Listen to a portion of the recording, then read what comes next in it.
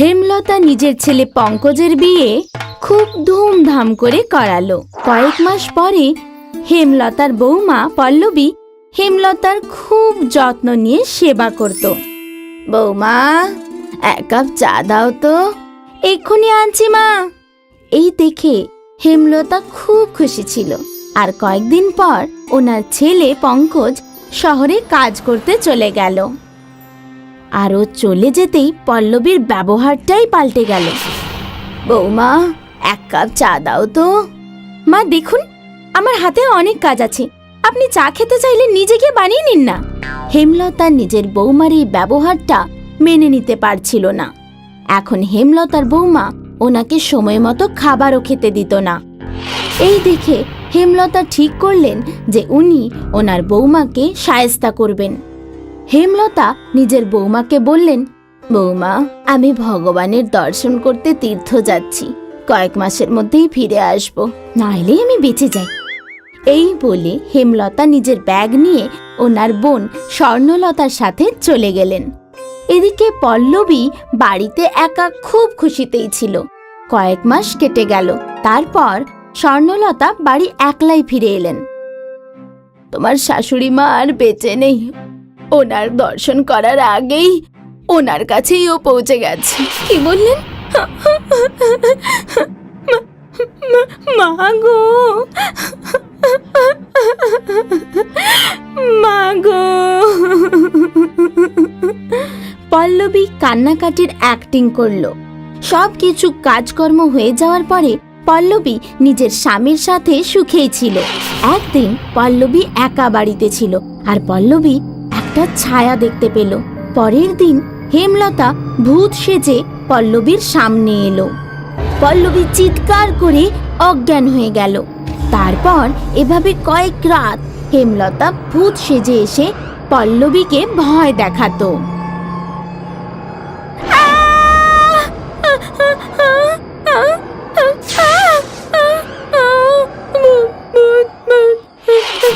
একদিন পল্লবী যখন রান্নাঘরে একলা ছিল, তখন হেমলতা আবার ভূত সেজে ওর কাছে এলো। শুনছো? শুনছো গো? পঙ্কজ দৌড়ে দৌড়ে এলো আর তারপর হেমলতা পঙ্কজের কাছে গেল। বাবা, আমি এখনো বেঁচে আছি। আমি বৌমাকে শায়েস্তা করতে চেয়েছিলাম, এই জন্য আমি মরার আর ভূত সেজে আসার নাটকটা করলাম। শায়েস্তা করতে চেয়েছিলে, কিন্তু কেন? বৌমা, পঙ্কজকে সত্যিটা তুমি বলবে না আমি বলবো? আমি তোমার চলে যাওয়ার পরে তোমার মায়ের সাথে খুব খারাপ ব্যবহার করেছি, এতটাই যে ইনি তীর্থে বেরিয়ে যাওয়ার জন্য বাধ্য হয়ে গেছিলেন। ছি, আমি তোমার থেকে এটা আশা করিনি। মা, আমি আমার স্ত্রীর অন্যায়ের জন্য তোমার থেকে ক্ষমা চাইছি।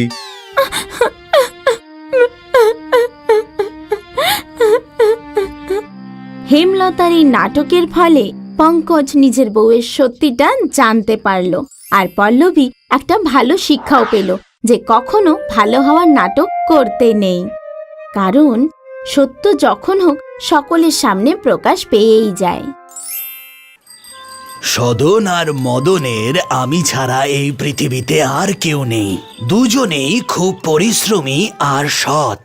ওদের চাষের জমিও আছে আর একটা বাড়িও আছে। খুব ভালো। আমার দুজন মেয়েও সর্বগুণ সম্পন্ন।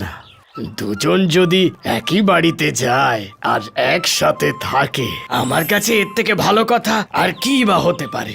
তাহলে আমি কথা দিলাম, সামনে যে একাদশী আসছে আমি মদন আর সুষমার, সদন আর প্রভার বিয়ে দিয়ে দেব। হ্যাঁ দাদা, এটা তো খুবই খুশির খবর। এই নিন, মিষ্টি মুখ করুন। একাদশীর দিন সুষমা ও মদনের এবং প্রভা ও সদনের বিয়ে সম্পন্ন হলো। প্রতিবেশী এক কাকিমা তাদের বরণ করলেন। সুখে থাকো, শান্তিতে থাকো। পরের দিন সকালে দুই ভাই সদন আর মদন কাজে যাওয়ার জন্য প্রস্তুত ছিল। সুষমা, আমার খাবার নিয়ে এসো। খাবার তৈরি হতে একটু সময় লাগবে, তোমরা দুজন তোমাদের কাজে চলে যাও, আমি খাবার সেখানেই নিয়ে যাব। ঠিক আছে। কিছুক্ষণ পরে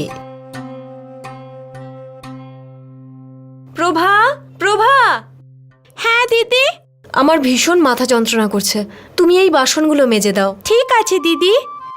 তোমার চাষের জমি কত বড় আর উর্বর। এটা আমাদের বহু বছরের পরিশ্রমের ফল। বৌদি, এই গ্রামে একমাত্র আমাদেরই জমিতে যেখানে সারা বছর কোনো না কোনো ফসল ফলতেই থাকে। আরে বাহ, এটা তো খুব ভালো কথা ভাই। আচ্ছা শোনো, আমি এখন আসছি। হ্যাঁ প্রভা, এসব কি? তুমি এখনো পর্যন্ত ঘর পরিষ্কার করোনি? আসলে দিদি, আমি তো ঘি বানাচ্ছিলাম, এক্ষুনি ঘর পরিষ্কার করে দিচ্ছি। তুমি কোনো কাজ দেখছি সময় মতো করো না। আর কিছুক্ষণের মধ্যেই সন্ধে হয়ে যাবে, এখনো পর্যন্ত ঘর নোংরা হয়ে রয়েছে। দিদি, আমি এক্ষুনি করে দিচ্ছি। সুষমার ব্যবহার প্রভার প্রতি দিন দিন খারাপ হয়ে যাচ্ছিল। সুষমা প্রভাকে খুব ঈর্ষা করত। সেই জন্য সুষমা প্রভাকে রোজ কথা শোনাতো।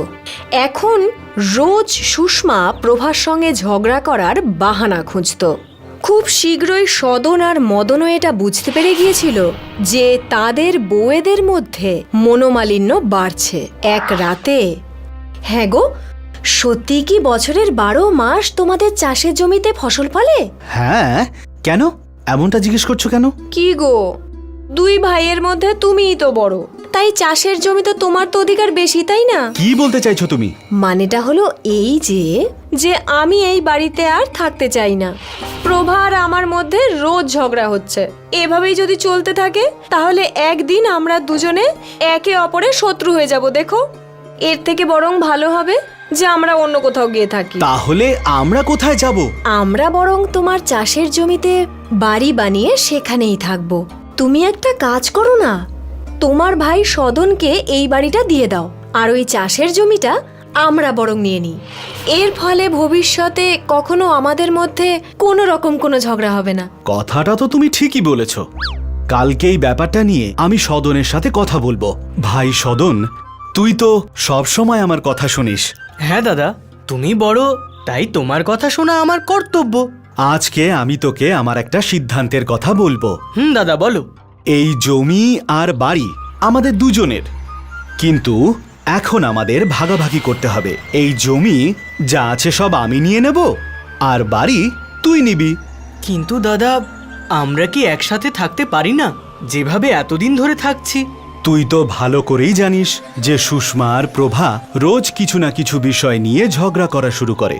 এটাই সব থেকে ভালো হবে যে আমরা ভাগাভাগি করে নিই আর আলাদা হয়ে যাই, আর ভবিষ্যতে আমাদের দুজনের মধ্যে কোনো ঝগড়া না হয়। সেই কারণে এটা ভীষণই জরুরি যে আমরা নিজেদের মধ্যে ভাগ বাটোয়ারা করে নিই। ঠিক আছে দাদা, যা তুমি ভালো বোঝো।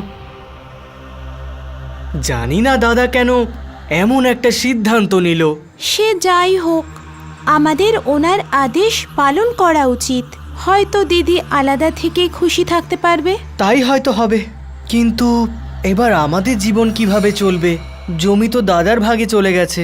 তুমি বাড়ির বাইরে যে ছোট্ট জমিটা আছে না, ওখানে সবজি চাষ করো, আর আমি ঝুড়ি বানিয়ে বিক্রি করব।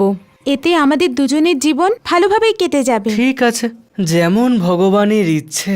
আর তারপর সদন বাড়ির বাইরেই সবজির বীজ বপন করলো, আর প্রভাও ঝুড়ি বিক্রি করতে লাগলো।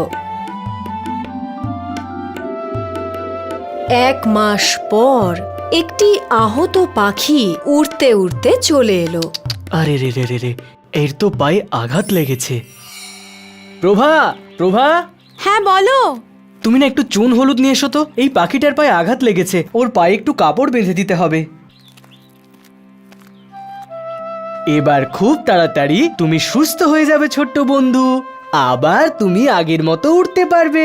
এখন কিছুক্ষণ এখানেই বিশ্রাম করো। কিছুক্ষণ পর সেই পাখিটা উড়ে গেল। প্রভা, প্রভা, প্রভা, দেখো আমাদের ছোট্ট বন্ধু আমাদের জন্য কিছু নিয়ে এসেছে। এই দেখো কি নিয়ে এসেছে। আরে বাহ, এগুলো তো দেখছে কুমড়োর বীজ। তুমি এগুলো বাগানে পুঁতে দাও। হ্যাঁ হ্যাঁ হ্যাঁ, ঠিক আছে।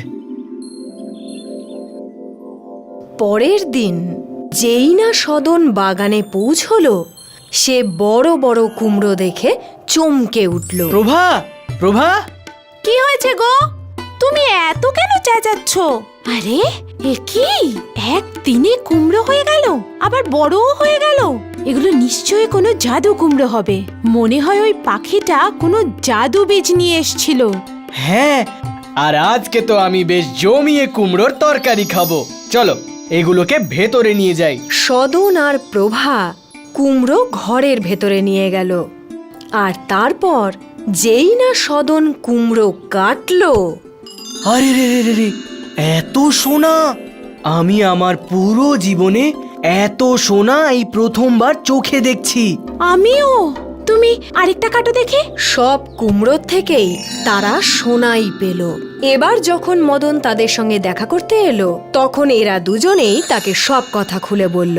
আচ্ছা, তাহলে এই ব্যাপার। ভালোই হয়েছে, আমি তোদের দুজনের উপরে খুব খুশি।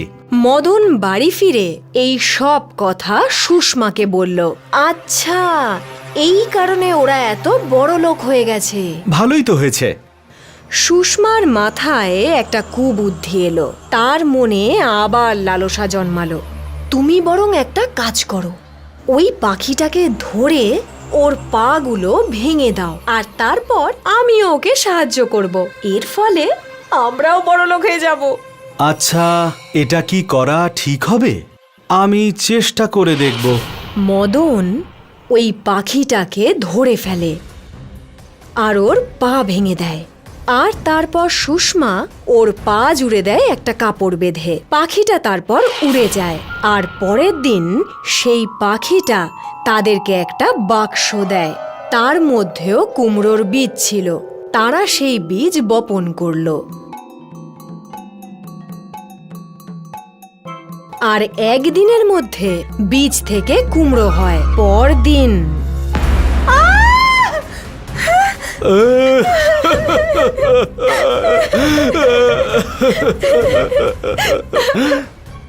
সেই জন্যই কথায় আছে, যেমন কর্ম করবে তেমন ফল পাবে। সুষমা লোভী ছিল, আর তাই সে খারাপ ফল পেল। অপরদিকে প্রভা ভালো মানুষ ছিল, তাই সে সুখের জীবন কাটাতে শুরু করলো। হাই, আমি শাইনি। যদি তোমরা আমাকে এভাবেই দেখতে চাও, তাহলে এই ভিডিওটাকে অবশ্যই শেয়ার করো। আর হ্যাঁ, এই চ্যানেলটাকে সাবস্ক্রাইব করতে ভুলো না কিন্তু।